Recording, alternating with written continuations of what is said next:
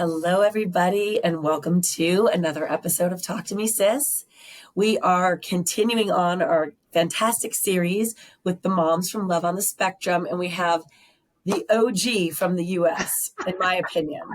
Quick funny story before we go. We got Christine Romeo, Abby Romeo's mom. So happy to have you here. Welcome. Thank you, ladies.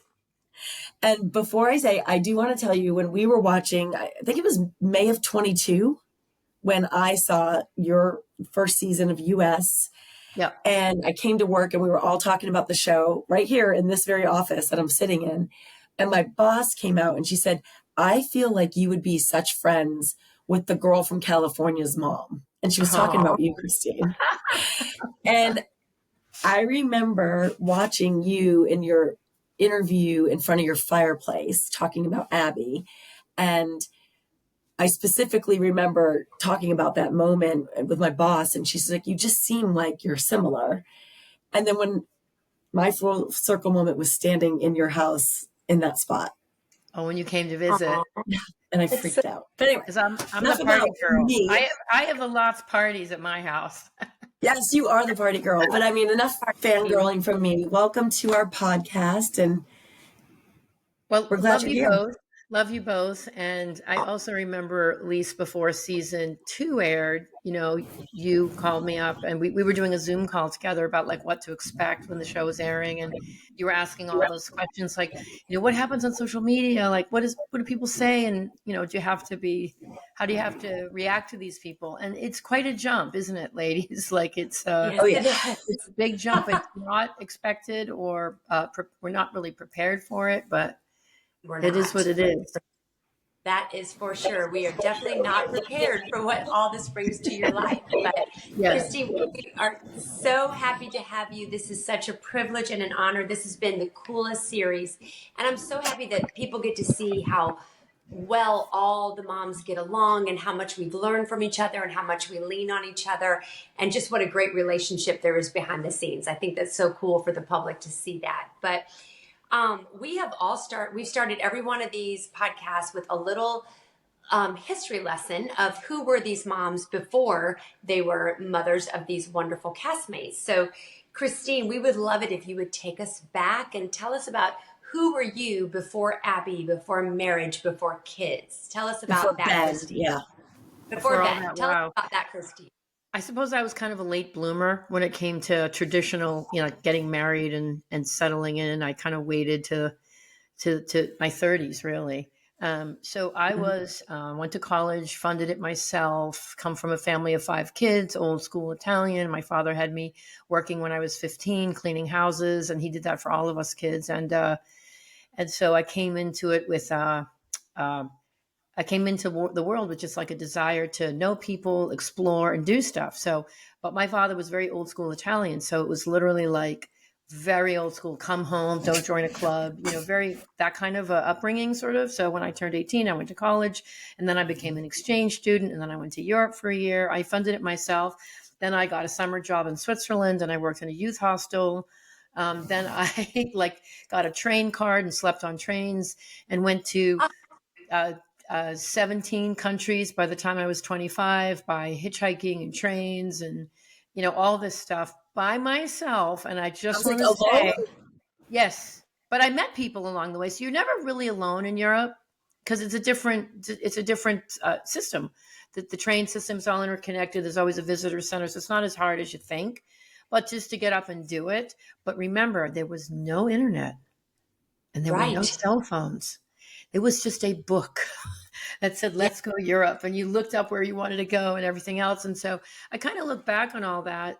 So I was an exchange student in England for a year. So I spent my senior year of college at the University of Warwick in Coventry, England, just being a student there and then doing all my travels. And then my travels got me really jazzed up on, hey, let's check out this world before we make any decisions about life. And so then I wound up meeting a guy who was going to Israel to work on a kibbutz. And I'm like, what's a kibbutz? That sounds like a commune. No, it's not. It's like a work-live situation where you all kind of work together towards the the gross product of the revenue of the kibbutz, and then they give you coupons and you eat there and you sleep there and you get a room. And anyways, I did that for 3 months, wound up going to Israel, traveling all over Israel, floating in the Dead Sea, and all those really cool things. I went scuba diving in the Red Sea once. That was kind of cool. Wow. So I did so much stuff like that.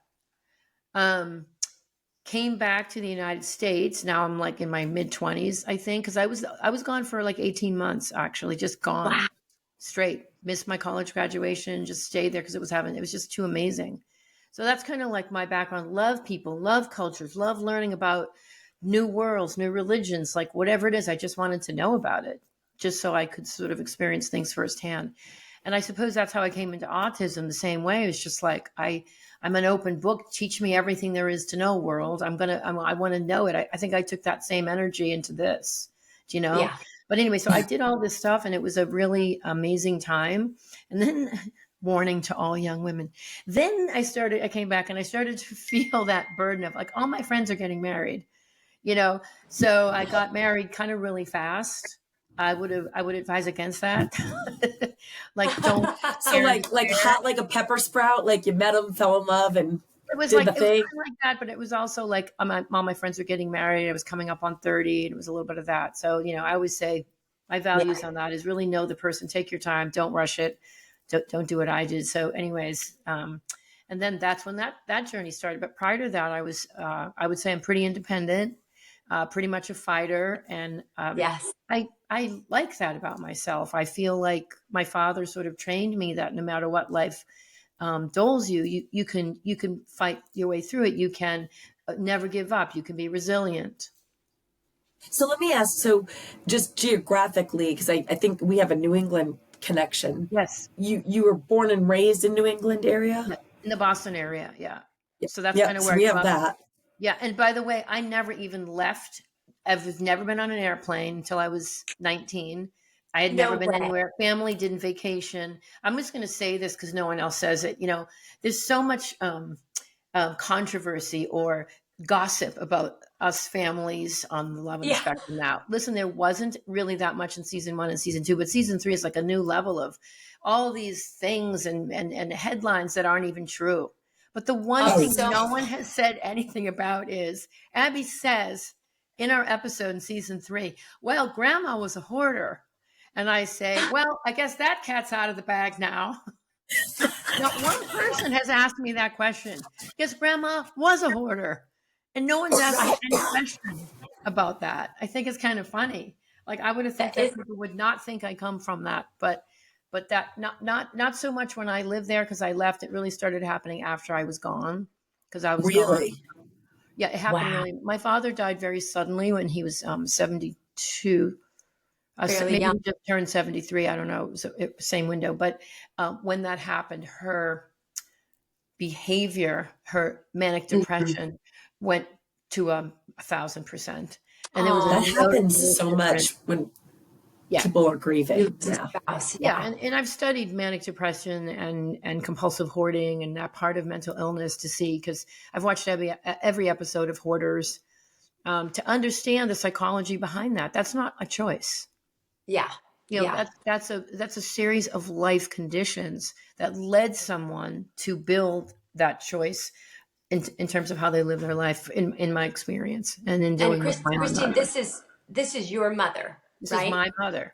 Your mother. This is grandmother.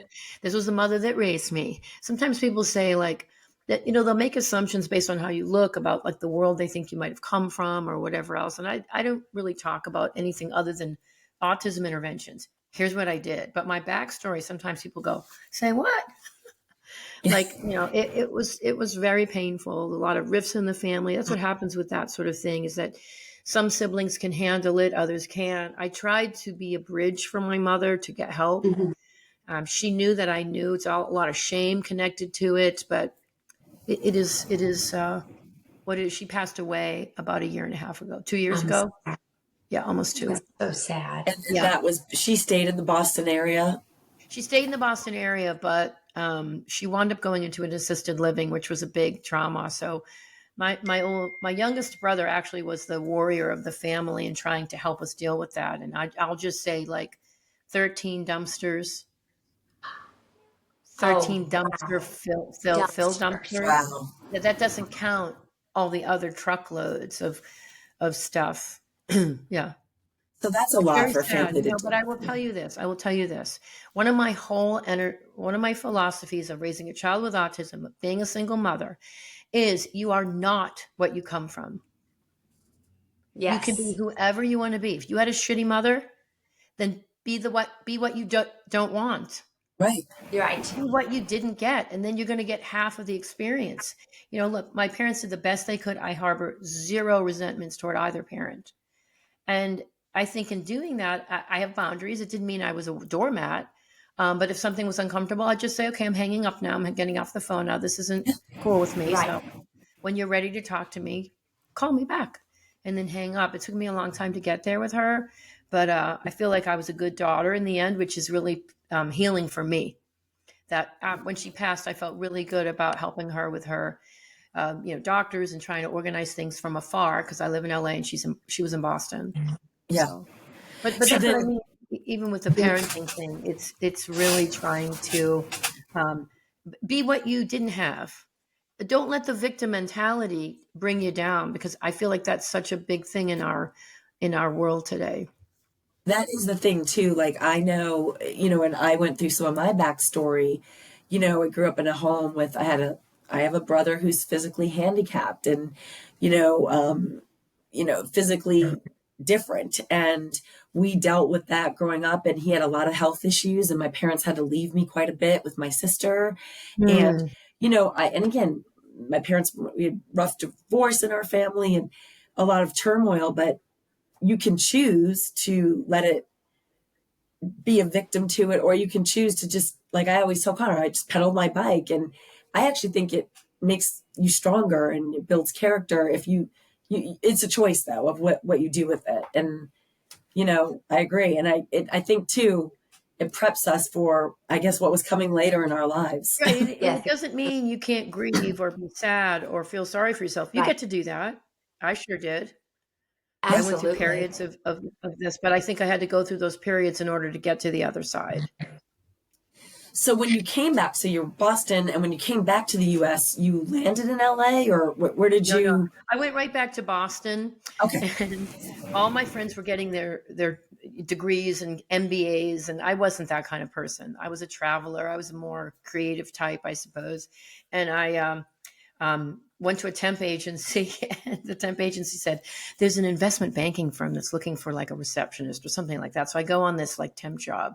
I wind up going in, getting hired, and becoming a junior broker in a very, very successful investment banking firm, like literally out of nowhere. And part of the reason I did that, because I had to prove to myself I was smart.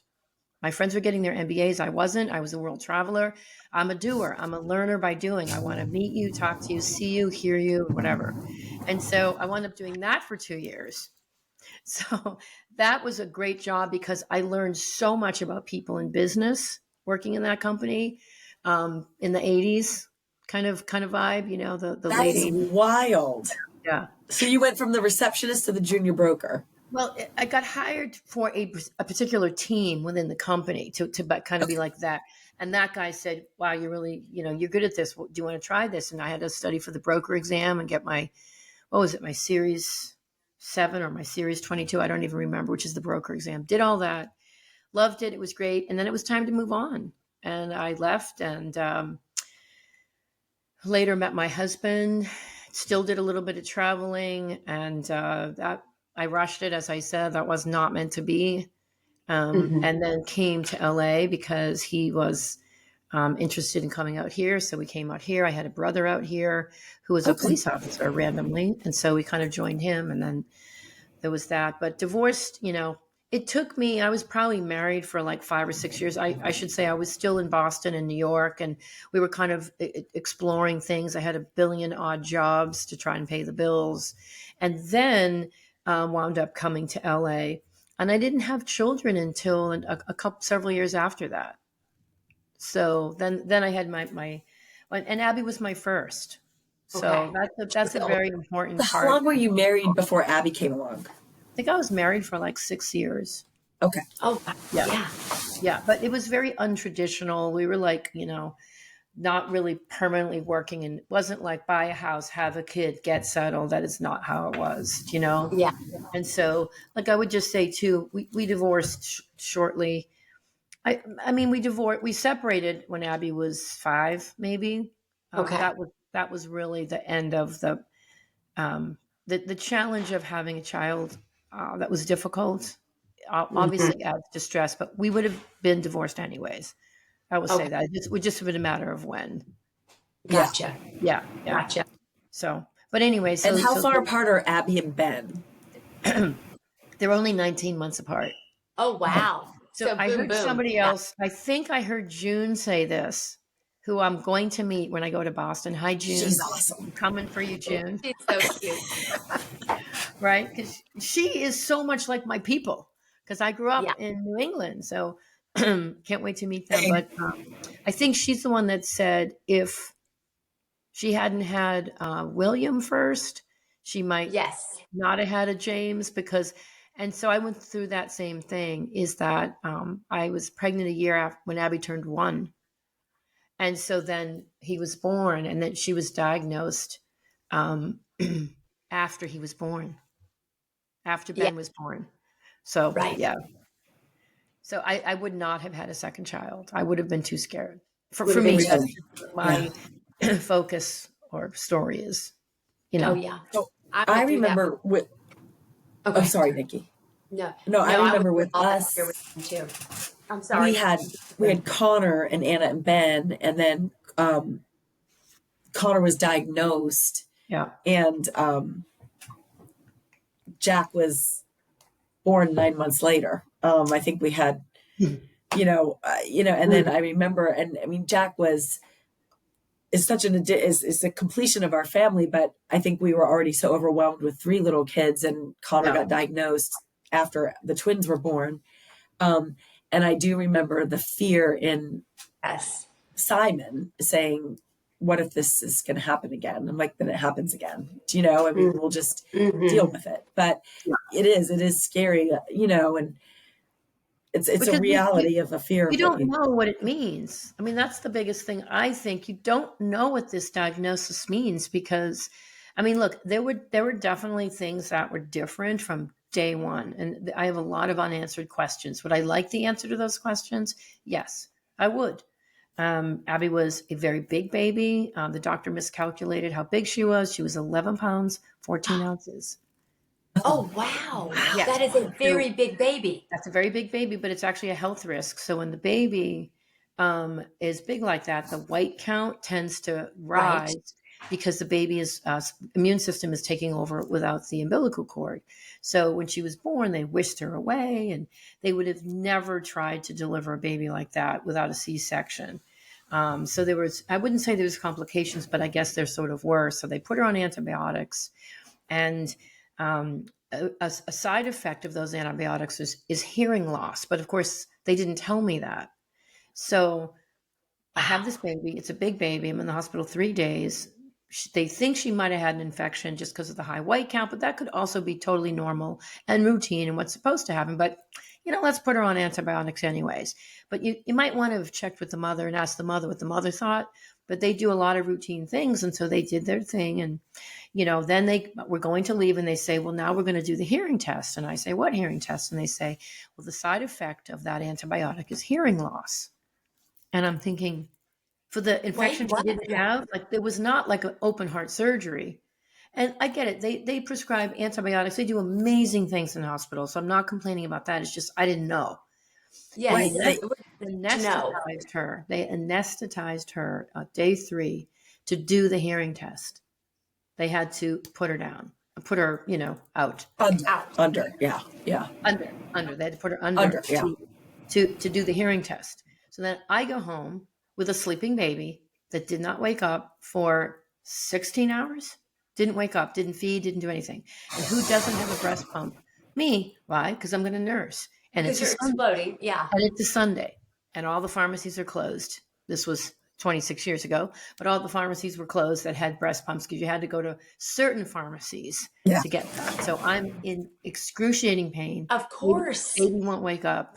And I think my life is over. I feel like, what have I done to my own life to just, Oh, Christine, that is terrifying for a new mom. it was a nightmare. I had a friend come over. She was helping me. I don't know. We had to get a breast pump, and she helped me use that and how to use it. And then, but I remember her not waking up. And I remember thinking to myself, why isn't she waking up? Is this normal? I thought babies fed every 2 hours. Right. Okay. So I'm that's surprised they let you leave with her out. Me okay, too. so you wonder sometimes, like, what if that amount of anesthesia wasn't right? Maybe because it was a bigger baby, they gave her too much. I don't know. Or maybe the amount they gave her because she was such a big baby affected her little system because she's a newborn. I don't know, but I did do something. Correct me if I'm wrong. If we go under, don't I have to be awake and use the restroom before I'm allowed to leave the hospital? Am I remembering this right? I mean, I've had a few procedures. I don't know. Oh, I think sometimes they do that, but I don't know. Nothing cosmetic, though. I do want to correct that. I've never had a cosmetic procedure, regardless what you've heard or read or think online. I've never had one. Okay, Elise doesn't even take her makeup off, do you? I don't even take my makeup off at night, and I'm scared of needles. So there you go. I mean, but everyone comments how much work I've had, and I actually crack up. Sorry, not to take away from that. I'm just thinking. I'm surprised they let you leave with a baby, kind of still under. Well, I suppose it's because it's a baby and babies sleep so much that maybe they didn't realize it. I don't know. But, I did file a complaint against the hospital after the fact. I was home a week. The breast milk thing was just a nightmare. And I filed a complaint against the hospital, which is just a complaint that said, you should have told me this. You should have done this. I should have known about that. Yeah. And then when Ben was born at the same hospital, I talked to the head in the pediatric ward. And I said, that baby does not leave my side. You do not do anything to him. He's not getting the vitamin K eye wipe. He's not getting anything. Mm-hmm. Nothing. He stays with me and he's not allowed in the nursery. And that's what I did with Ben. Good. So I just don't know what that was. And I probably never will know. But, you do ask questions because you just wonder with what happened. And one thing that has just blown my mind, and I truly don't care, but since we're going there, we're going to go there. I have been ripped on hugely for saying in episode 2 that Tanner's symptoms came on after his 2-year-old vaccinations. I did not say ever, I have never said that that's why he has autism, but they did. And I, like you said, I will always wonder. I don't understand how any thinking person can't wonder about, the things and the timeline and the way things present and the way things happen. I'm a former nurse. You can't tell me not to wonder and not to remember. Yeah, I mean, you just wonder. And then you wonder, did I do the right thing or what happened? Right. You're following other people's advice. I don't really have an opinion on the vaccines myself. I don't either.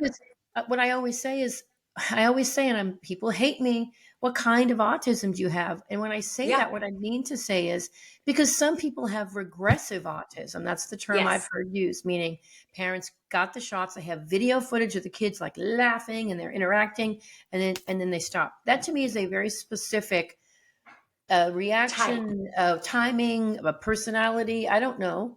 We did not have that. We did not have any regression. We just had atypical development from day one. Mm-hmm. And so that's just my story. And I'm not going to get mad at someone else's story. Me either. I watched Life Animated. Did you guys watch the movie Life Animated? I did not. It's a great thing about a dad, mom and a dad, and it seems, as I recall, their son had a regressive autism where he was developing normally and then he kind of lost. And if it's not the vaccine, then why do some develop and then lose? What is regressive autism versus someone like Abby where it just doesn't come in at all? And Abby has her own pocket, to me, based on what I've seen. And if we're going to help people have their best lives and access their own neurology, we have to kind of know where we fit in. So what's right for someone that had a regressive autism would not be right for us. It's not going to be right for the other. Correct. Nor would what I'm doing be right for someone that's a non-speaking, nonverbal using an AAC. That's a different experience. Nor would any of the therapies be right for a low support needs person because they didn't have to have 22 years of speech therapy. But this person did. And so why are we fighting over what therapy someone needed? And I feel like there is an answer to that. And the answer is because we have one phrase, autism spectrum, and we put everyone on it. And this is what's causing hatred, confusing, bullying, anger, because everyone is hurting. From the lowest low support needs person who has struggled in a real way their whole life and was able to get by, but the inside struggles, I can only imagine how horrible that was, to the person and the caregiver who is 24-hour, 24/7 care. And I have met and spent time with both populations. One of the things about when I try to talk about this is to say, because Abby went to an autism school, because Abby had 22 years of therapies, I have met every type, kind, level, high, low, whatever you want to call it. And I've embraced them, and I've tried to just learn what is their story. And when you get mad at someone else's story, someone else's circumstances, you are wasting your life. Take that energy, take that passion, and flip it into something that you care about. Go help another person. Form a group for people that may be struggling with social skills, and maybe try to be that. Have parties in your backyard like I do. So I know you do. Try to bring people together. And I have a lot of people that do not understand that I am advocating for everyone, but we have to start somewhere. And I'll be honest with you, as someone who's been in this for 26 years, that when we had slightly different diagnostic terms, it was easier to help people. Right. It was easier to understand, what does this person need, because they already have language, but they're struggling with all of the sensory stuff. Where's the sensory program? That doesn't exist. Yeah. There's not even an autism curriculum in the school system. We went to an autism school.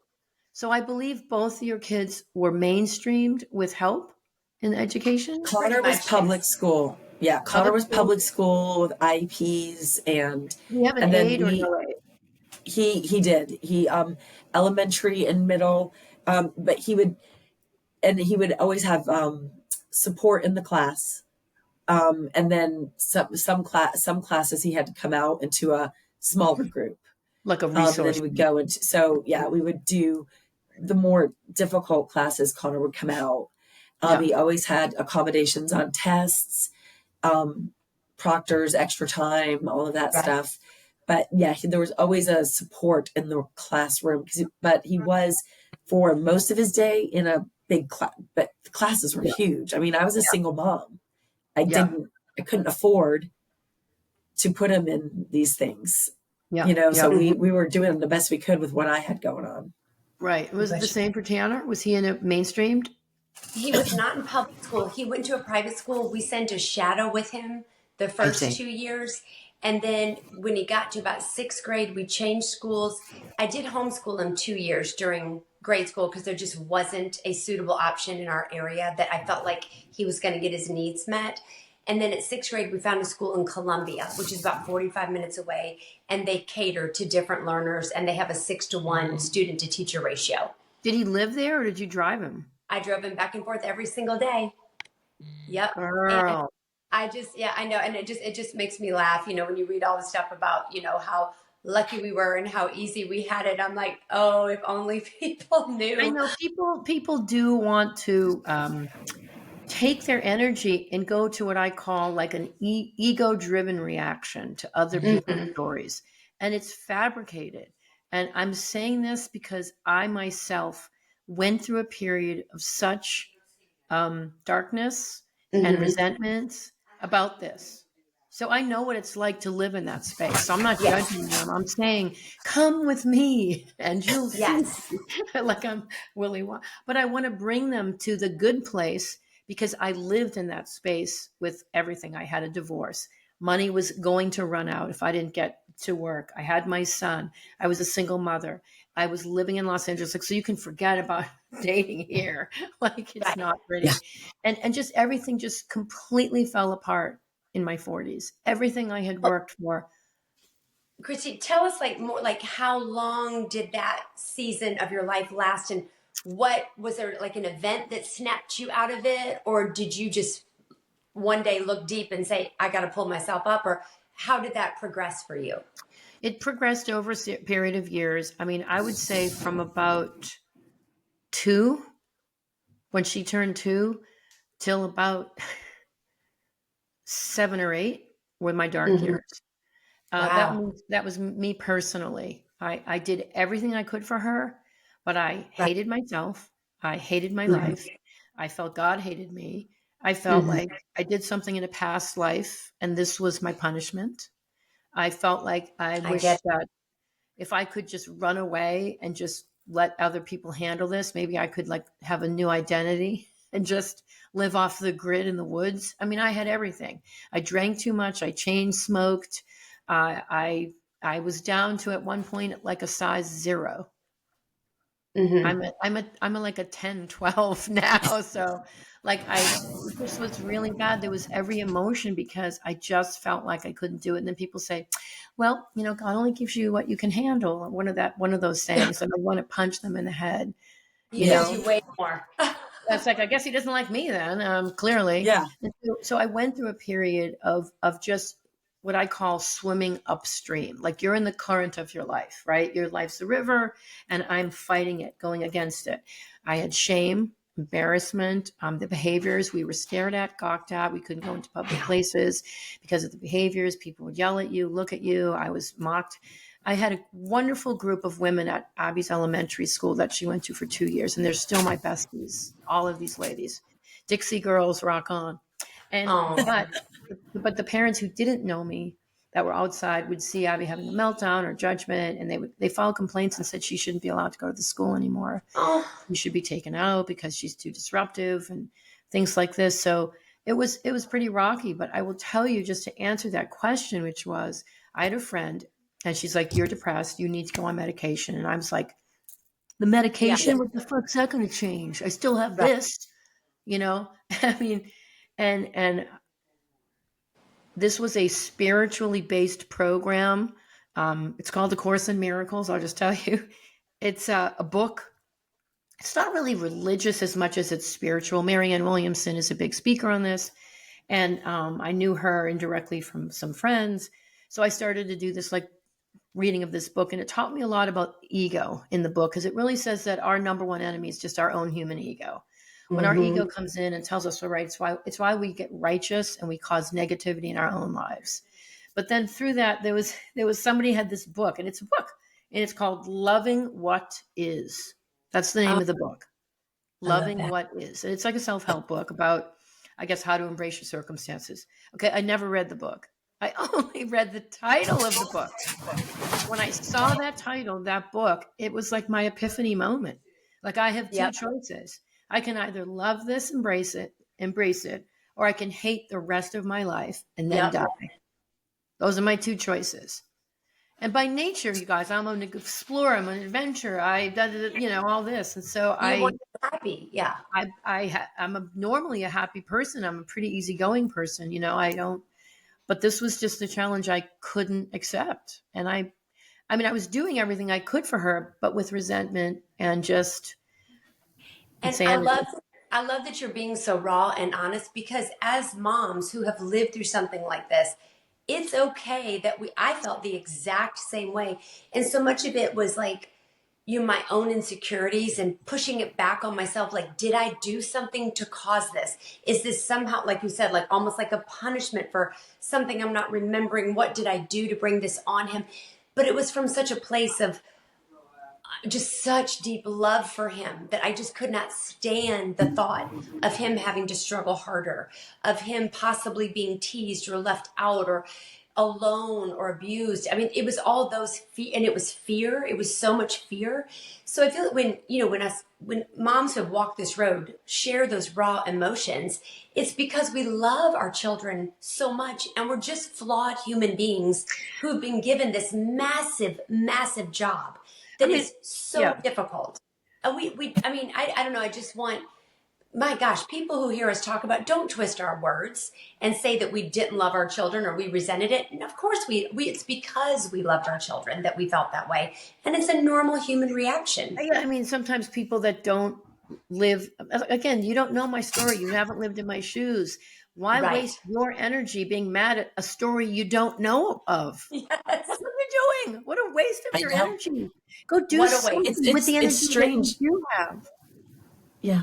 No, the other morning, I don't know what brought me to this place. I was just doing some housework, straightening up, and I paused for a moment and I thought, and I allowed for something, it came into my mind, just remembering I allowed myself to feel for a minute the fear I felt when I first found out about Connor. I always had my suspicions. I knew around 15, 18 months. I knew by his second birthday, but it took 3 years to get him diagnosed. Yeah. And, but I mean, he had markers really young. And I remember for some reason, I let myself go into that space. And it is so scary because you want so much for your child. And we want to keep our kids comfortable, safe, and not in pain. And I just remember the absolute fear of what is his life going to be. Yeah. And it's Abby, tough. Abby, I'm in the middle of a call right now. Hey, okay. Abby. Thanks. Sorry, she's in the other room. Hi, Abby. So anyway, I don't know, but where we were, but reading that title snapped you out. Reading that title, Loving What Is, it just sort of hit me when I saw the title of this book that I never read. That imagine if you cracked the book. Right. Listen, I did a lot of stuff. And I was trying to do a lot of stuff, but this particular series of events kind of came to me and it was like a message that was so clear, like I can die miserable and unhappy, or I can accept what is, because instead of looking at what I don't have, I have to look at what I do have. And for whatever reason, here I am. I didn't ask for this. And by the way, like I said, I wasn't the type of person that said, I want to get married and have kids. That's the last thing I wanted. I was too busy in Europe on the kibbutz in Israel and in Switzerland, doing these amazing fun things so for me, it was hard. Abby was my first child. I didn't know what I was doing. And I thought I'm doing something wrong. And, again, something I'm doing is wrong with her parenting, with my parenting, I guess. But I mean, for us, it was so obvious. And I'll tell you the treatments from 0 to 5. I mean, she was, that's why when people say, later in life, they might be autistic, that's a different experience than someone that gets pulled out of life and sent there. And that's what happened to us. I mean, she was diagnosed right at 2 years, 3 months. We went to the regional center. It took them 5 seconds to diagnose her. I said, you're wrong. You're wrong. She's too smart. She's too connected. She's loving. She talks to me. And she did. When I say talk, she had words, and she had like Abby was the opposite. She had meltdowns if I wasn't holding her. If she wasn't on my lap. This kid could not do speech therapy if I wasn't in the room and she was sitting on my lap. We tried so hard to let her just go in the therapy room with this amazing therapist named Beth.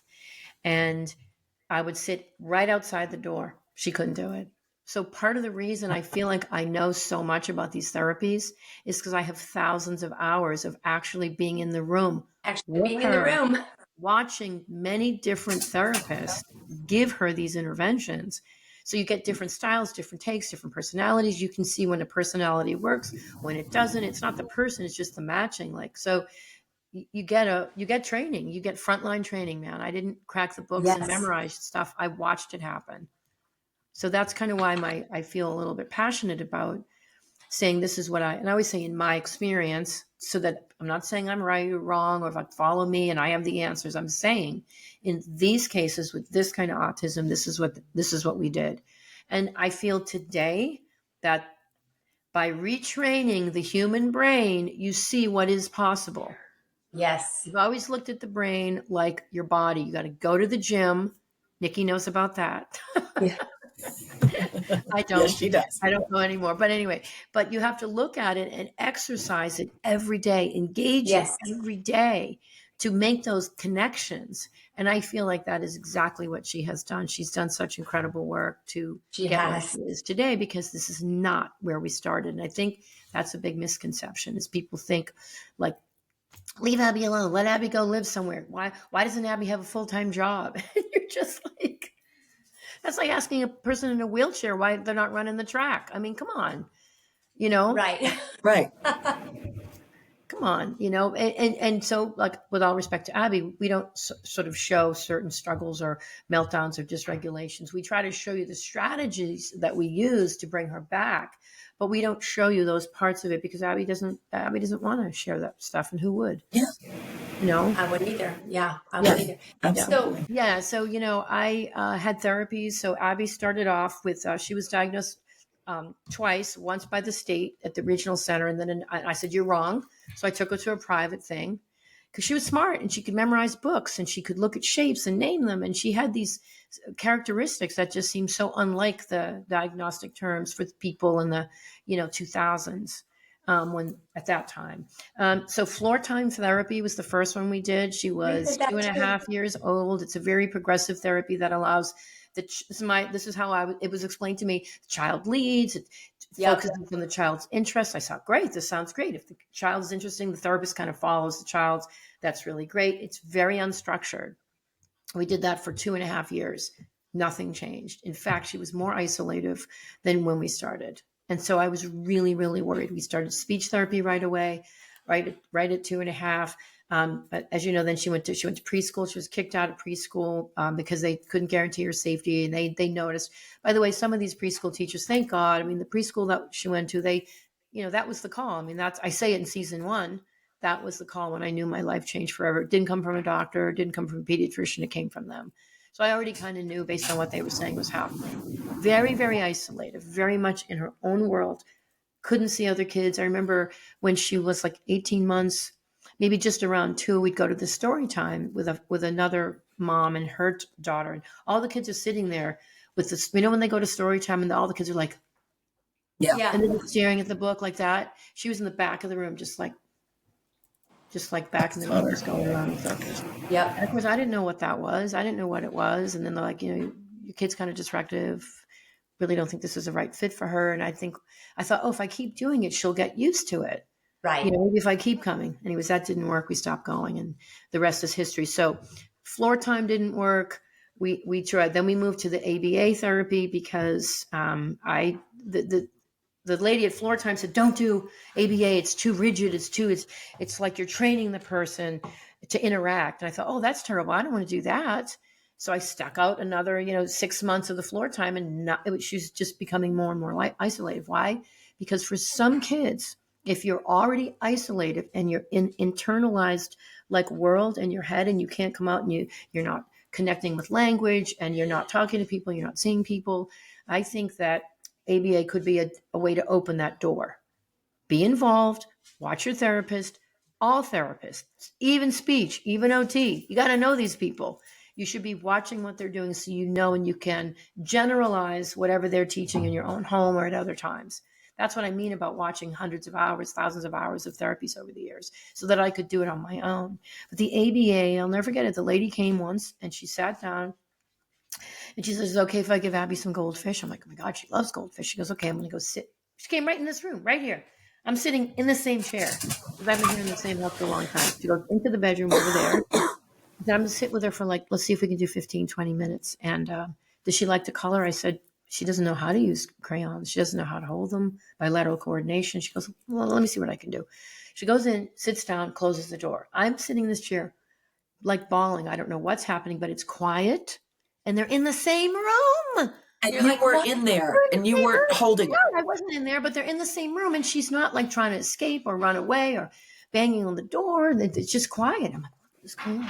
Lady comes out and she has a piece of paper. She goes, well, that went great. I said, what? What? Sat in a chair. So now she would have been 4. She would have been maybe 3.5-ish. Sat in a chair, showed me a piece of paper where she held a crayon and she made mark and colored. She gave her some goldfish as a reward. And she said she did great. And she sat in the chair and did this like coloring exercise. And I completely fell apart, bawling my eyes out. Because up to that point, she was not able to do any of that. She couldn't use a crayon. She couldn't color or hold a crayon paper. She couldn't sit in a chair, couldn't sit still, and couldn't focus more than probably 4 or 5 seconds on anything. She sat in there for like 15 minutes. That's amazing. Wow. Yeah. That's amazing. So for us, that opened a window. But I started like laying down some neural pathways in her brain. I think so, but that's how language and connectivity and having Abby come out of this isolated world into the world is where it started.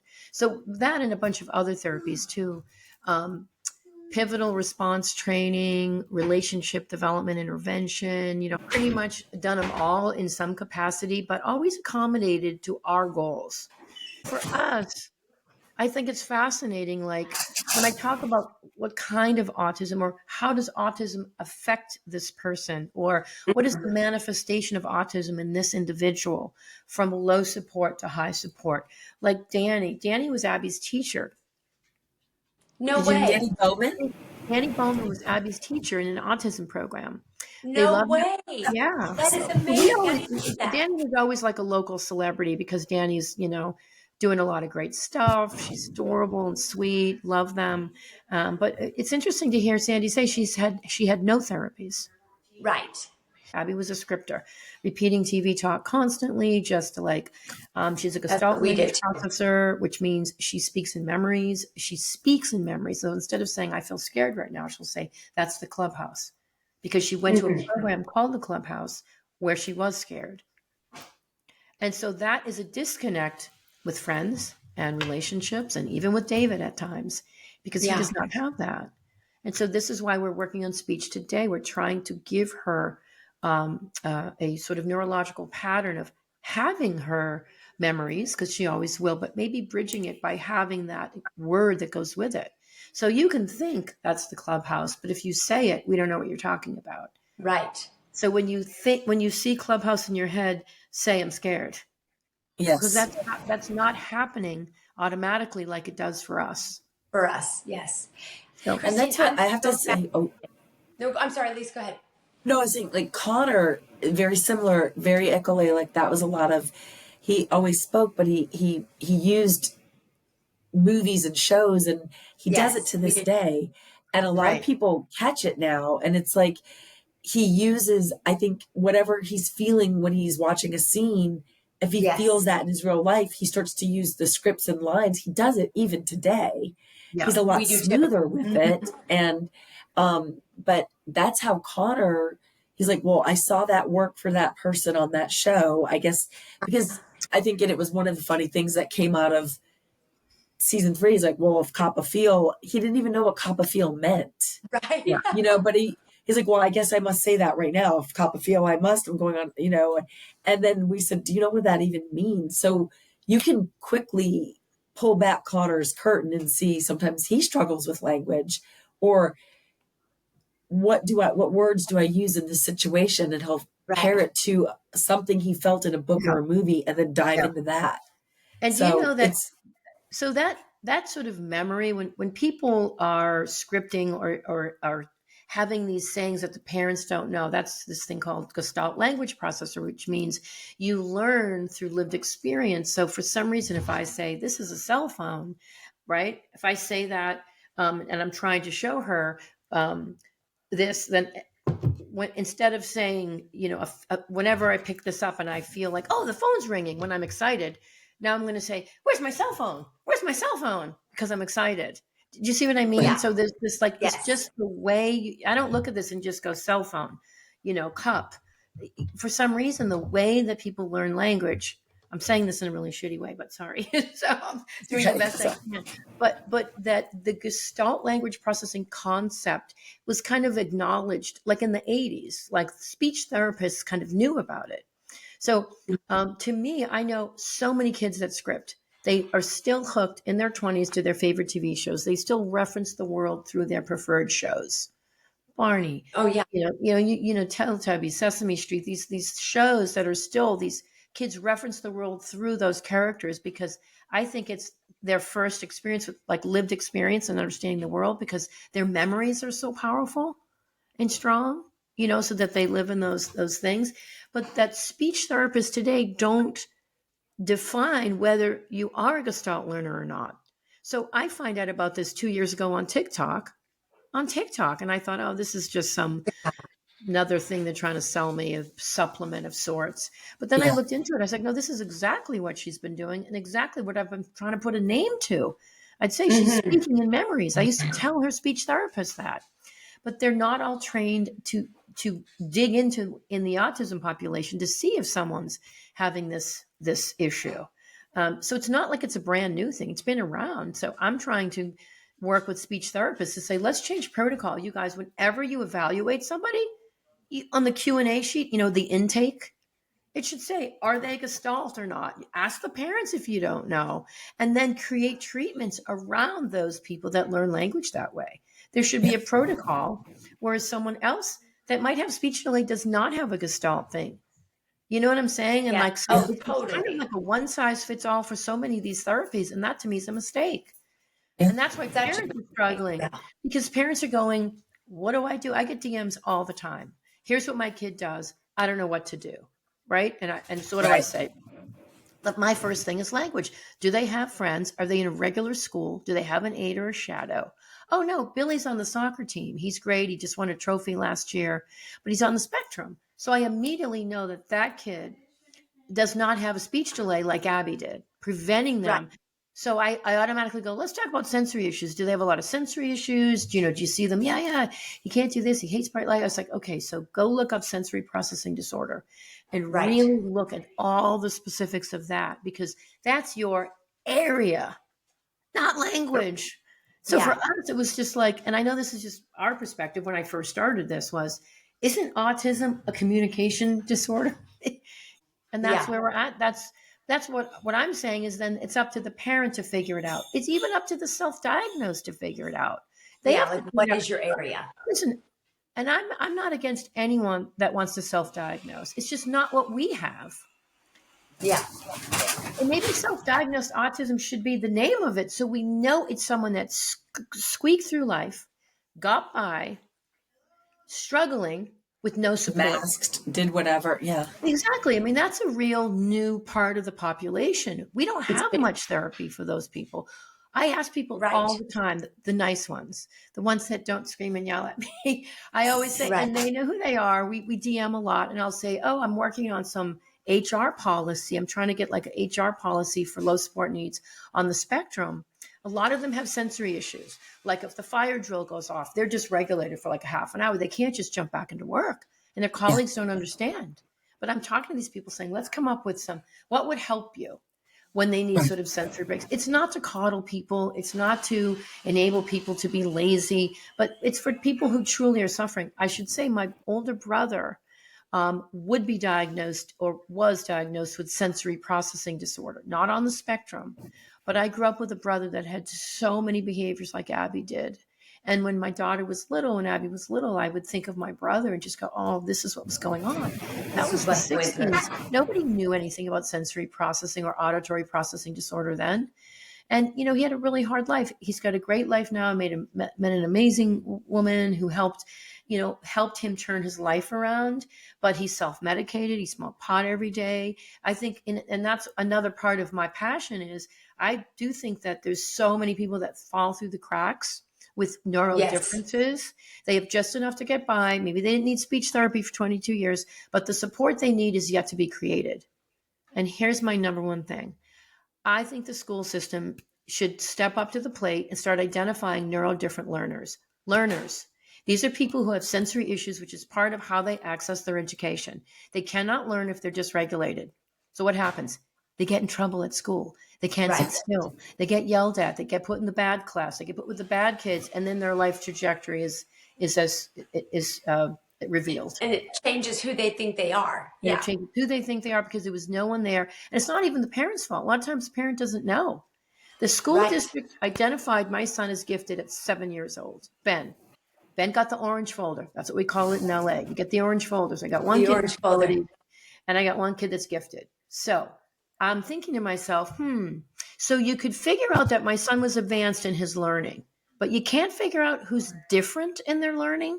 Right. You can't pull the hyperactive kids out and maybe put them in a room where they have bouncy balls and they can start change protocol and maybe teach them with visual and auditory aids instead of writing on the blackboard and having them copy stuff. You're doing it one way, but not everybody fits that one way. Imagine how many lives we could change if we change the education system in first and second grade to maybe clump together kids that you can see are neurodivergent, that are learning differently, that maybe are isolating, but they're not on the spectrum. yet, but it's Yes. a part of the spectrum. But this is where I say we need that kind of reform. We need insurance reform. You shouldn't be giving kids an autism diagnosis because they have sensory issues. Why can't insurance cover that? And Yes. instead of having to force people to get a diagnosis to get the service. Now, when Abby was young, we had Asperger's, right? And we used Asperger's until 2013. So she was 15 years old. We knew Asperger kids. We had an Asperger class, and then that all went away. So the young people today would say, well, that's old fashioned. Get with the program. And that's fine. I'm just telling you what it was like back then, because we could create services and help for those people with Asperger's. But here's the thing. Some of those Asperger people might have had a few sensory issues, but they did not get the services that autistic people got. So that was one of the reasons why they felt it was more fair to change so that you could get, especially like OT, because there was a crossover. I mean, I swear to God, instead of gym, they should have OT in elementary school. And then all those kids could go swing and get some sensory input and then go back to their desks. And be more, in a better place to work and learn. I say the same thing. We're so lucky we got on Love on the Spectrum. You know why? First of all, we didn't apply to Love on the Spectrum. No one applied in season 1. No one knew what it was. You didn't pay to put her on there, did you? Right. No, there was a recent comment that the three of us paid to put our kids on. Right. Yes, you make so much money doing it too, right? Because we're so wealthy that we paid to go get our kids so we could chase our fame. I heard that too. Yeah. No, I know. I'm sorry about the saltiness, but it's just a little raw this week. No, I know. Because the three of us have been through it. And trust me, I was there in season 1. It's been bad. Yeah. Oh, this just because I was on season 1, season 2, and season 3. Season 3 is so, there's a lot of love. Don't get me wrong. And I feel the love and love the rep, but there's so much hate, jealousy, rage, ugliness that it's almost like, why share your story? We're only doing this to raise awareness. That's the single reason why we chose to do this, because we started when no one knew what it was. And I'm going to tell you what exactly happened. So Keon came to Los Angeles. He was looking for people. It was in 2019, just before the pandemic. He went to Abby's music class because we've always used the arts as therapy for Abby. And he came to the class. He saw Abby, and all the kids were kind of encircling him because they knew he was some guy that was doing some dating show. There was no name to it. There was no love on the spectrum. It was just the guy doing the show. Abby the bell rang and the class was over. Abby just ran out. And Keon was like, oh, hey, can I say hi to you? And she said, no, I got to go. And she just bolted out the door. So Abby. So we got our information and we did a Zoom call from Australia. And there was just this guy and this other woman, and they were talking about some dating show. And I was like, yeah, because I kind of come in a little protective and whatever else. Anyways, we did 3 Zoom calls about this show.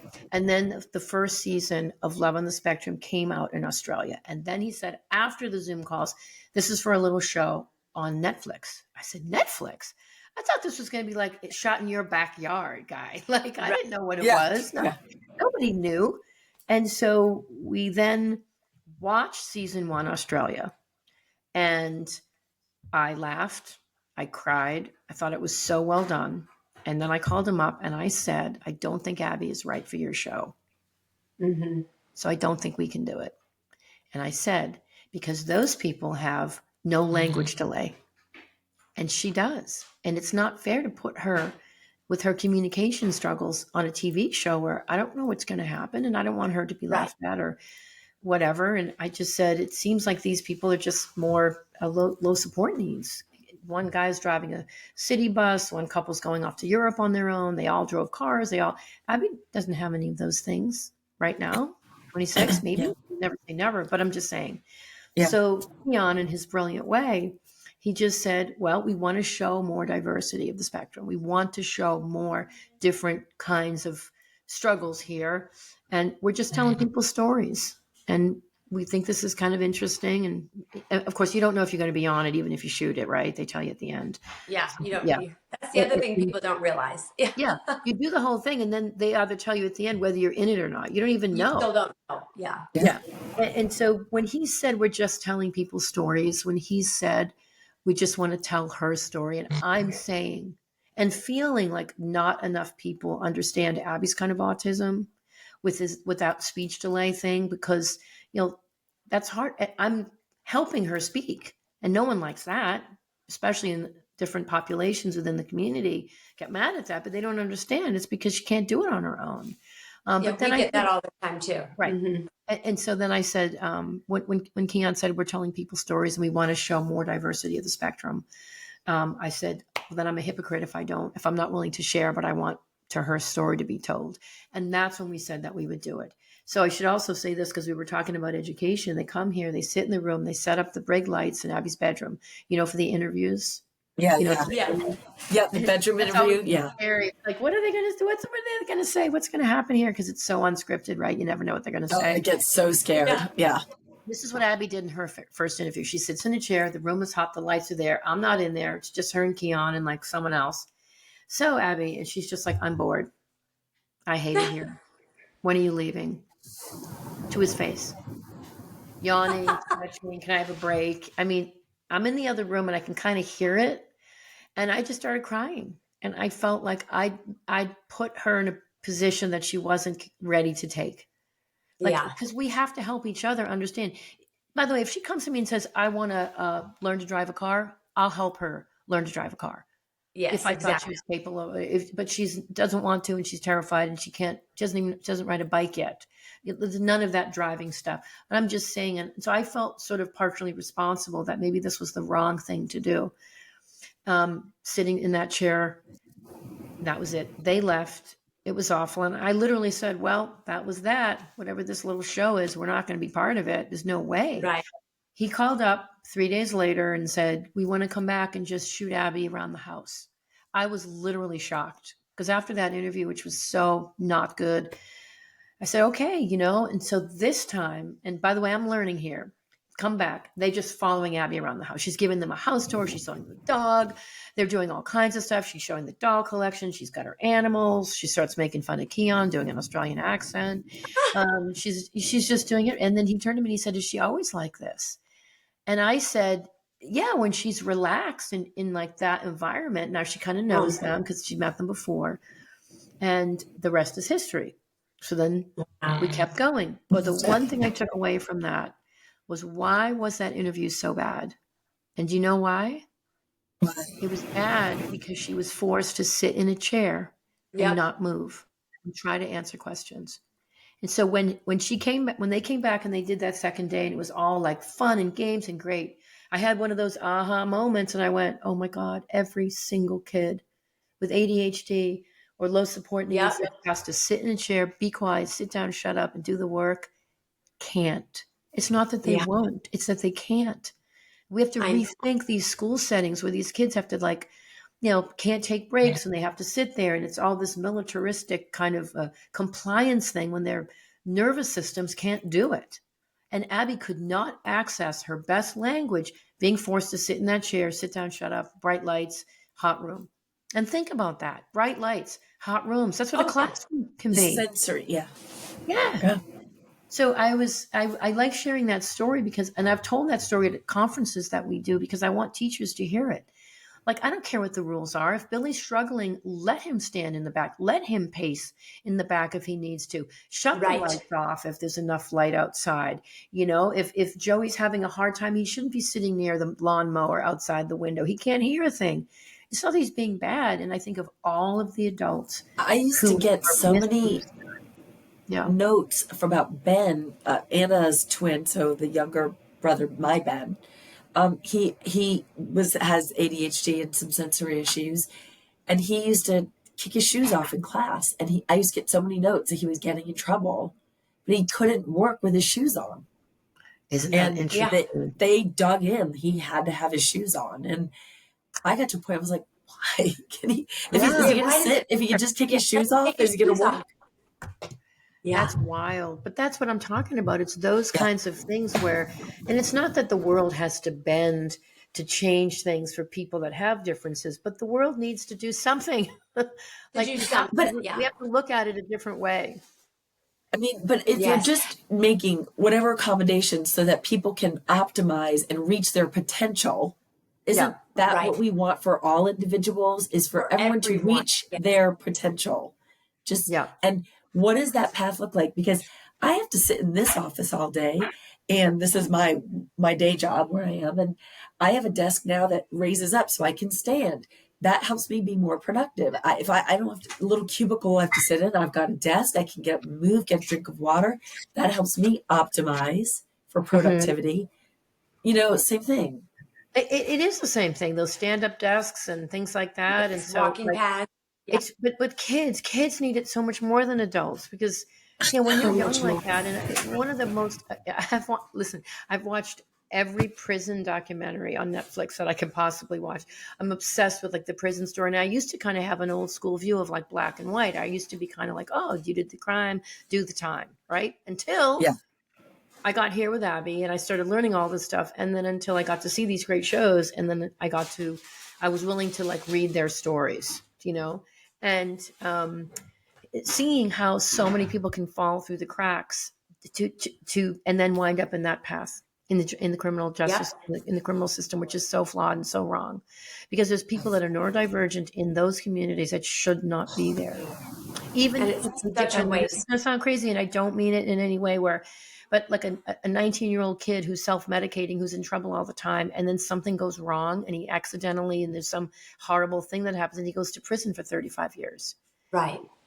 There's just more to some of those stories, and that doesn't solve anything. That doesn't help the person. It doesn't take away the crime that happened. It's sort of, I'm kind of really exploring this thing, because the more I get to talk to a lot of people, and I really, like I say, I try to hear their stories, and and I can almost tell now sometimes a kid who's neurodivergent, who's getting in trouble all the time because his neurodivergentness is not being identified. Therefore, he's not able to be his best self, access his intelligence, and things go awry. So, Christine, you're just saying so many wise things, and I just wish people would just be quiet, take a deep breath, and just listen. Just stop and listen, because everything you're saying makes so much sense. We've got to look at each person as an extremely unique individual, figure out what kind of autism they have. That's the first thing. That just boggles my mind that people don't think like that. So many things that you say about Abby, Tanner's very similar. Very, very similar. He always had words, but he has a massive language problem. Yeah. He speaks in echolalia. He scripts to this day. People all the time jump on us for speaking for him. We're not speaking for him. He can't get it out until we prompt or give him something to start from. And just, the lack of knowledge just astounds me. Sometimes it's astounding. It's a communication. It says right in the diagnostic code, it's struggle in communication. But there's people that their communication struggle is, I don't know how to read the room. Like, I'm at the party, I'm by myself. These people are talking about X, and I don't really know how to jump in the conversation. We're not even close to that. We're not even close. Yeah. And it's not anyone's fault. I want to be clear. And this is the hard thing. There are people that process information differently. And then there's people that have deficits. If you can't talk, I think that's a short stick. If you have to learn to talk manually when everyone else is doing it in an instant, the difference between Abby and Ben, my two kids, is shocking. When I look at how I didn't do anything for Ben. Ben was just automatically talking and doing stuff and entertaining and funny. And you're just like, wow, this is why people have kids. And it was the opposite for Abby. The communication part is so important. So we're not saying that you don't need support. We're saying, especially in the low support needs community, the support you need hasn't been created yet because we're just coming to understand what is that you grew up with.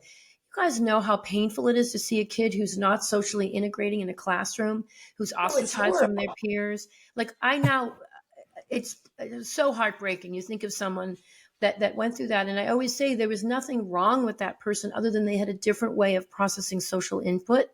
Yes. Or they had auditory issues, so they shut down and they couldn't focus. And, there's a great book called Nobody Nowhere by Donna Williams. It's a book that the author has since passed away because she's an older woman.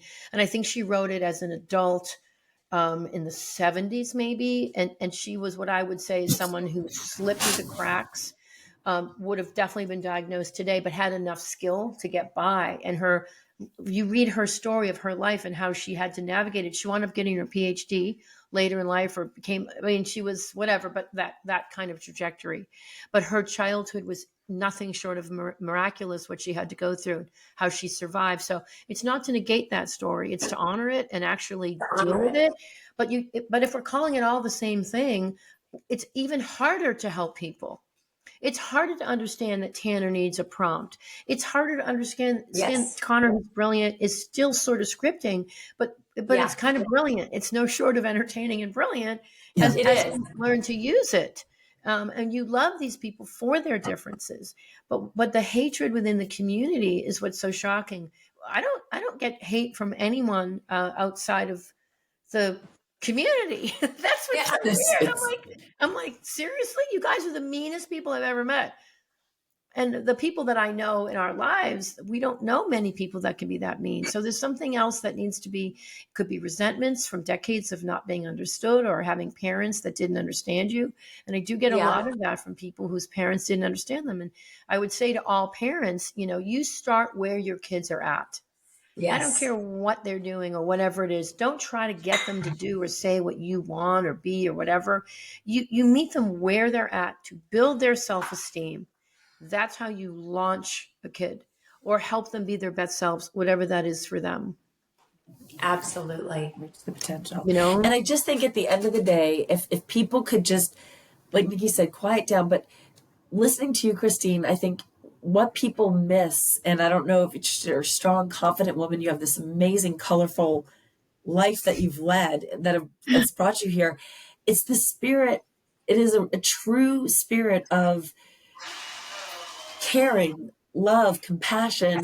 That is the spirit that I get from you. That is your intention. That is the overarching, is not to exclude or box people. It's to let's serve everybody in a spirit of what's best for you. And it's like that boat is being missed by the people who come for you from what I've seen. And then now are trickling down at us. But it's like, we are all here. It was a scary thing to take a step into this world and come onto the show. Very scary. And really, share your child with the world. Because when we got asked and invited, when they said, hey, we would like to take Connor on and we would like to make him a cast member, we put the pause button on and brought the whole family together and said, we knew what the show was at this point. It was a globally known, loved show. Yeah. And I was like, we're going to expose our family. We're going to expose Connor. And we said to Connor, you will be out there. And we're just, and he's like, I'm going to do that. It's interesting you say that. We did. We had zero. Yeah. It was this unknown little thing. And I remember we got nominated for Emmys. And I was like, that's so weird. And then I kept thinking, oh, it's unscripted. Nobody watches unscripted shows because I don't know. I just was like, and then all of a sudden it turned into this. So you start getting micro analyzed, and people, my saddest part is people that are getting angry at stuff that is not true. And their vein is popping out of the head, and you can feel their rage, and they're wrong because they read some, headline. Idiot statement. I look like someone's third grade teacher that they didn't like. So they did a hate video on me, and I'm not going to respond to that bullshit. It's just bullshit. And it's like, okay, then you stay angry and have a nice life, because I remember I lived in that place feeling resentments. And when people are angry and they're in a rage, I believe it's ego driven and they feel alive. They feel like they're doing something. It's a false sense of participating in the world. But what they don't know is negative energy brings you more negative energy. So more negative energy, spreading hate. But what I just said is, in your community, you can take that same energy and actually go help someone. Right. You can help someone. I spend hours on the phone sometimes with people that I've never met who are struggling because they're moms. I think of this one woman who was really struggling. Her daughter was very, very difficult. She was like 3, and she had that same resentment thing I did. So I said, is there a beer in the house? I said, go get it. You pop the beer open, sit down, let's talk. Me and this woman in Michigan talking for like 2 hours. Because I could feel it, do something positive and see what happens. See how your life might change. Start to do a contrary action of positivity. And when you go to just like say to someone on Facebook, and I've seen the most horrific thing, TikTok, you piece of shit, da-da-da-da. Stop yourself. Yeah. And try to do something different. That's where you make change in your own life. Forget me. I don't even know you and you don't know me. You're wasting your time. I ain't responding to people that are crazy and yelling and screaming and angry and whatever their thing might be. It makes me sad for them because, like I said, I know what it's like to not know how to swim to the surface and see the sun. I know what it's like. I did it. So I'm praying, and I just will continue doing. We're just going to continue doing what we're doing. We are. We're autism advocates. We want everyone to feel understood. We want services to be created. We want. The navigating the system of interventions is really hard, and I think that's one of the biggest things that needs an overhaul. And if we don't know what kind of autism we're dealing with, you don't know where to get the service. You don't know what the service is because there's no path. So it's not to negate, No, and I think you said it right there. It's like now we do have these platforms because of our beautiful children. And, again, we started this not because, of any self-serving purpose. It was because of the DMs that we were getting, because of the constant contact of these moms and dads and grandparents and teachers, educators, therapists reaching out saying, can we pick your brain, ask questions? We want to get to know more about your story or your family or Connor. Yeah. So we chose to come do this because of requests, and it was all in an effort to be advocates, voices, and try to help highlight and share information with people in a positive intention, intention. So hopefully, like you said, what did I say with my peach thing?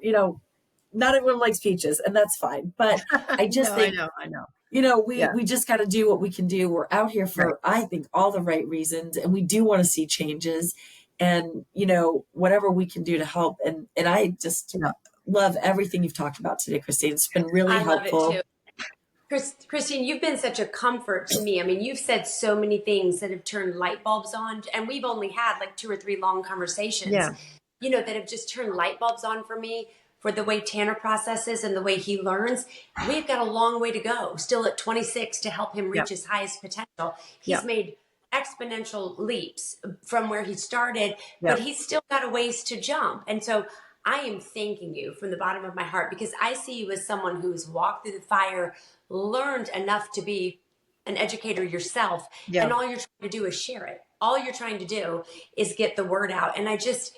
one thing, Lisa and I've talked about this, after we do the mom series with the Love on the Spectrum moms, all of whom have had the opportunity to be in the limelight and have had a lot of success, and we've had a lot of affirmation. I'm really passionate about getting some moms on who have not, who are walking a completely different journey, who have children with much higher support needs, who are nonverbal, who are looking at a very different long-term prognosis. That's what I'm passionate about. And that's who I want to hear from. They need a platform. They need a minute to talk.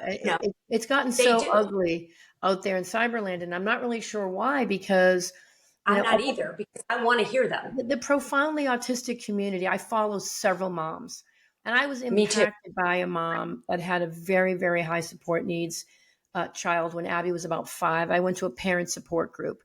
And, Abby was difficult. She couldn't sleep at night. I have to lay down with her. She had meltdowns, like we couldn't do things. We weren't invited places. So, But Abby wasn't profoundly autistic in those behaviors, like headbanging and smashing and, those kinds of more aggressive behaviors. So I was in a parent group for moms, and I watched a mom. I still see her face to this day.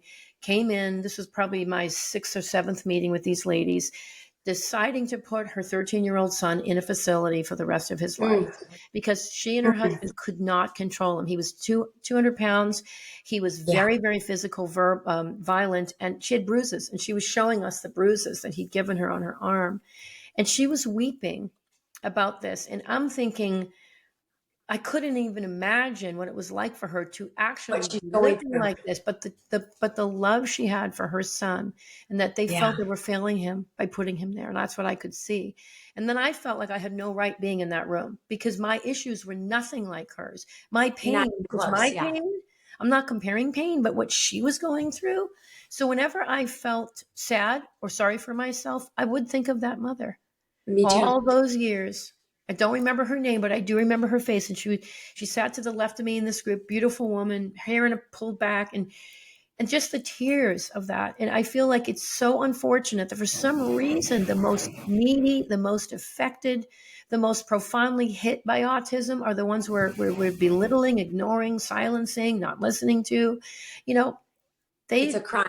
it's a problem. And wouldn't, and I look at some of those kids and I feel like they don't look peaceful in their bodies either, do they? Right. It looks like the sensory input might be hurting them. Like Abby will say, baby's cry hurts her.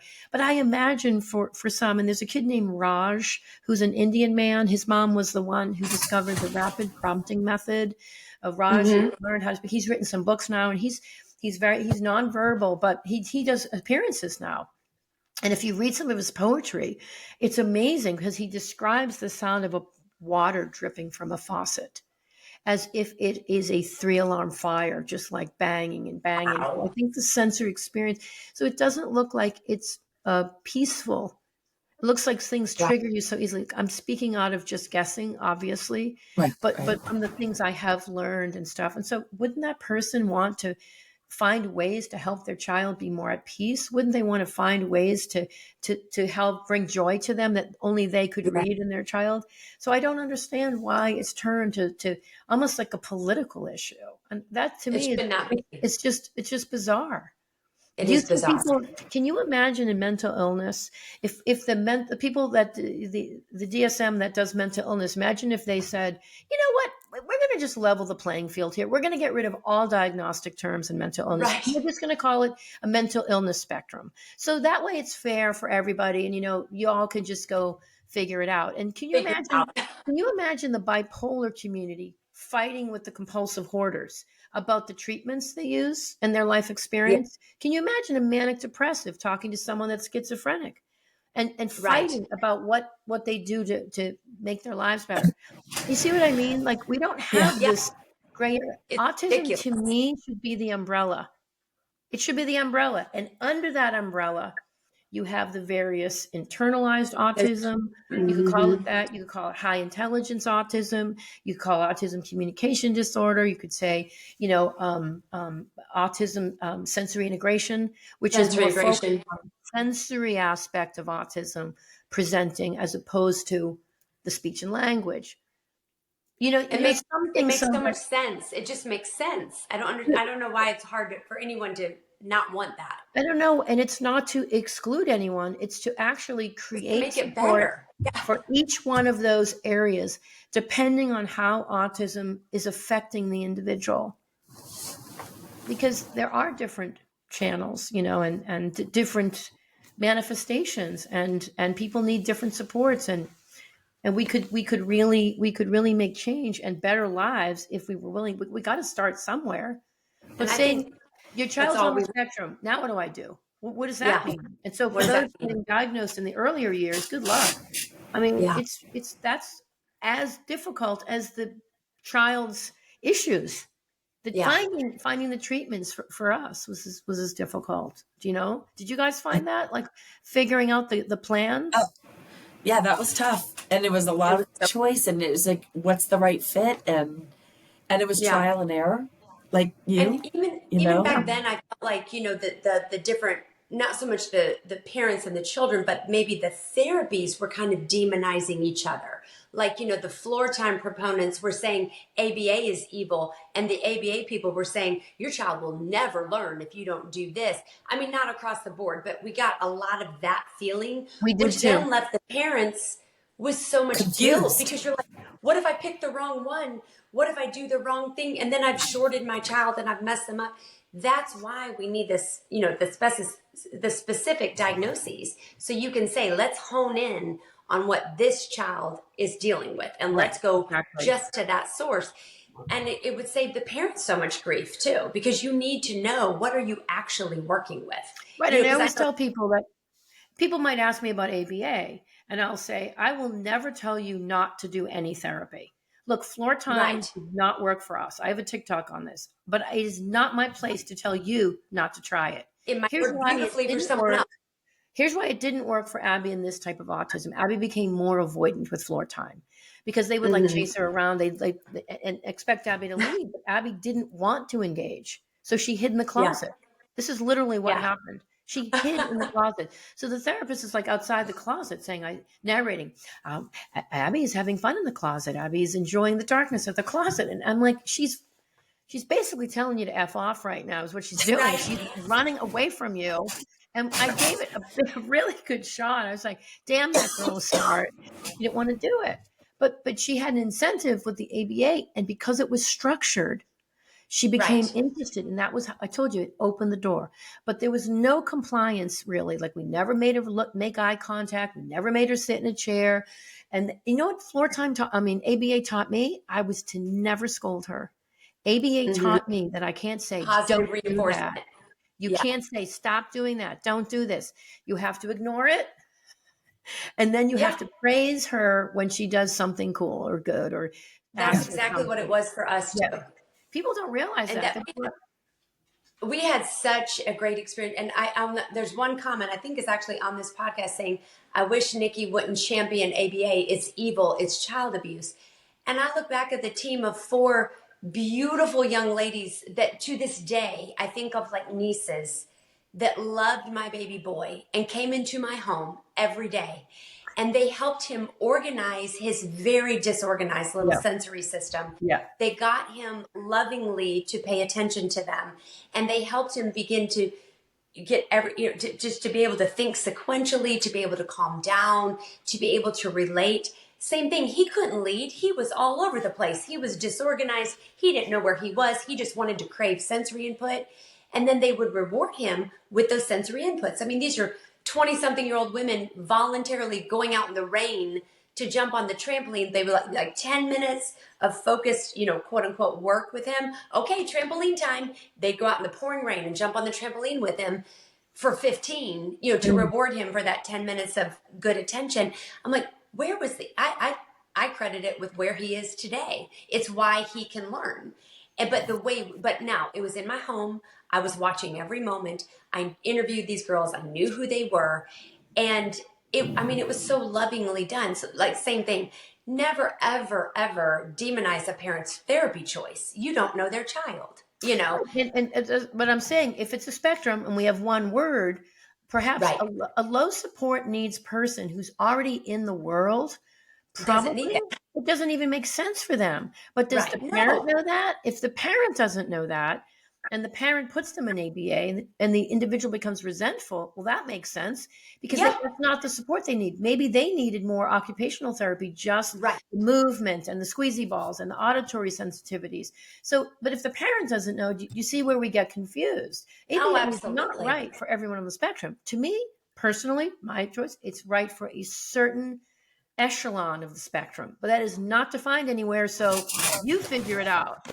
And that's why we're here with the fighting and the hatred. I really want people to come together in love and acceptance and create it. If you're a person that's in this particular area of the spectrum, like you're highly sensory seeking, then, if that's your area, then work toward awareness on what sensory integration is, sensory processing disorder, and start to talk to your employers and try to make change in your company and stuff like that. And that's what I'm trying to do. And that's not even Abby's population. I'm speaking now with some big corporations to try and get them to have like an employee manual so that you can understand your, level 1 autistic colleague, so that you can understand somebody that is working in your company that does have a job but needs these accommodations. You don't judge them. You don't, harbor any resentment towards that colleague, but you rather help them because you understand they process information differently. Now, that's never going to affect Abby. Now, Abby will never be working at, Microsoft. That's not going to happen. But for someone that is, and there's plenty of people that would fall on the spectrum that are scientists and doctors, and they're doing all this great stuff, but might need these accommodations. But some companies do it, a lot don't, but the general public doesn't really understand. I'm dealing with I've mentored several people. One in particular works at our local a grocery store chain. And in that grocery store, he's one of the most well-liked employees. Everybody loves this kid. He's just so great. But his bosses think his productivity is down because he's not as fast as the other workers because he's on the spectrum. Very low support needs. Sometimes he calls himself neurodivergent because he doesn't even think he's that much, but whatever's going on for him, he needs sensory breaks. He has auditory sensitivities. And he asked his boss, can I either shift and do this job? If you want me to do X amount of things in this department, I can't keep up, but you can put me over here. And the boss is being very intolerant. And I was saying, we got to write something to this boss to say, you got two choices, boss. This kid is so loved by everyone. He's one of the nicest people in the entire store. Everyone loves him. But the boss, from a managerial standpoint, does not understand how to incorporate his neurological differences to create success and to keep the guy on. So it's just interesting to me, like those are starting points. They are. And I think if everybody looks at what they can do, and instead of just yelling at people you don't like or yelling at people who you think is X, Y, or Z, which is not even true, what a waste of your energy. Yeah. So I think the overarching message is turn your frown upside down and seriously, and start channeling your energy in a positive way. Use all of it and channel it, and let's make some real changes, and let's work together on this, right? I definitely think so. There's so much that we can be doing, and I want parents of newly diagnosed to be inspired. I want them to know how hard it was. I want them to know my dark years, because right now you're seeing like the best of the best. I mean, obviously, separate from what's happening, separate from like being on the show and all that stuff, which again, I didn't sign up for, like in that regard. We didn't know what it was. We were just sharing our story. Is that Abby is functioning. Abby is confident. Abby has a boyfriend. Abby's in the world. I have kicked that girl's ass like my father kicked my ass when I was cleaning toilets at 15. But I wanted her to be independent. I wanted her, and she's doing that regardless, and she's happy. She's so proud of how far she's come. She's still frustrated. She still says, I can't get my words out. But all of this stuff, and even being on social media, has made her so much more confident. And she's so much more accepting of her own autism, because she lived in resentments for a very long time. So those are all the good things. And I hope everyone else, they're good things. Yeah. And I think that's all of our intention. We just want to be a light of what's possible, but want people to understand this is a 20+ year journey, and we've all walked the same road that the younger families are on. Exactly. And so we keep trying to be positive and share strategies. That's what I'm doing. I mean, I'm still learning about stuff with Abby. So I'll have moments where I will just share something, because I just had a moment of aha with her and how her brain works. And I love it. And that's why I love your socials, because you will stop and grab that moment and share. And I love that. Yeah. Once I have a moment of, oh my God, she's upset and having anxiety because there's a baby on the plane, but the baby is not crying yet. You just shared that one. That was so good. But I had the moment. I was like, oh my God, it's her episodic memory again. That's why because what's happening is the memory of the crying baby, or a baby crying, because there's a baby right there, but it's sound asleep, is triggering her into her crazy episodic memory. So she's going to become dysregulated on this flight. Yep. So what we do now is she's got 4 different pairs. Of course I have headphones. I've got 4 or 5 different pairs. I'm always buying new ones to find the better ones. We have literally loops, and then we have like gun.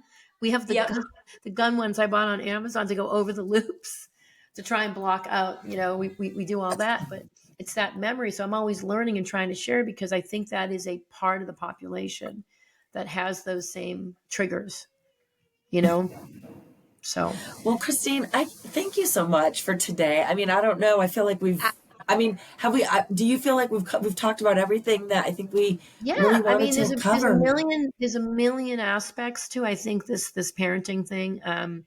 At some point, I'd love to share with you guys like some of the strategies for life after 18. I think that's a big kind of unknown for a lot of parents. So, but I think that would be a different time. But anyway, I think we should definitely have you back for that, because I know that was one of we talked about cliff moments. And what do you do once we get to a certain point, 18, out of high school? A lot of the support leaves. And education, also education. I pulled Abby out of diploma track at the autism school, because I could see what they were doing at the autism school. Very well intended. I have a video of Abby giving a PowerPoint presentation, she was in a vocational program, and she was just kind of standing there like this. I am a good employee. I know how to be timely. And she's using words that aren't even her words. Like they made the kids memorize these like speeches about themselves. But I mean, like, so even within the school setting, what are we teaching and what does that look like? And what does your kid need? I could see that Abby had memorized this thing to be compliant. So I said, no more memorizing your words. Let her write it in her own words. If you're going to do this, because she doesn't know what she's saying. Yeah. I It has no meaning for her. Yeah. Where sometimes she's trying to complete the assignment. So she's memorized this stuff that's not even her word. She doesn't even know what any of it means. So there's stuff in education that I have a lot of thoughts on. Well, we definitely need to do this again, because I think that there's so much more here, and we've already crammed so much into the time we've had. But I really appreciate you coming on and sharing with us, and thank you. And this is a to be continued. To be continued. Dot. And the other thing I love is the name of your show. Talk to me, Talk sis. to me, sis. Yes.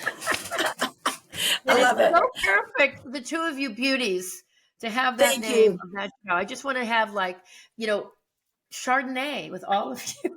We're going to. And we already told June we're going to plan the mom's trip, and she's coming. June's going to be in. Will June come? Yes. I think she is down.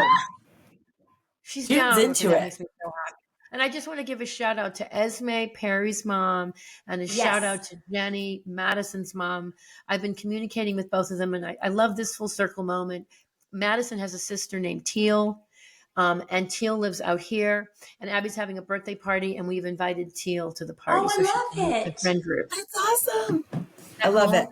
We're really wanting to have Esme and Jenny on as well to help complete our series. So we're really excited. But thank you for joining us. And we're gonna do our sign off. But we love you, mean it. We love you, mean it. Love you too, and mean it. Thank you, girls. Christine, so much. All right. Thanks. Thank you, guys. Thanks, bye.